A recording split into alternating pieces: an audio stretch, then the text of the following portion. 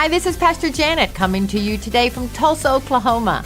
Call on the fire of God to ignite you. Call on the fire of God to change you. Call on the fire of God to stir you up and send you out.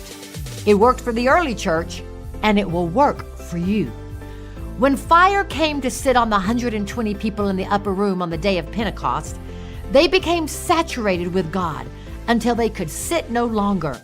They took to the streets and miracles began to flow. Peter and John had the fire of God on them and took to the streets to see miracles.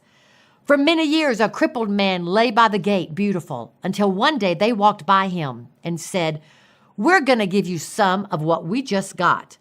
The man leaped up, healed. Amazingly enough, that was the same Peter who denied Jesus 3 times a few days earlier. It was the same wimpy Peter who denied Jesus not to a band of soldiers, but to a little girl. But Peter was wimpy no longer. He encountered the fire of God and it changed him. Moses also had an encounter with the fire of God and it got him moving. Fire changed his entire calling. It thrust him from the backside of the desert into his God-ordained position as the deliverer of the children of Israel.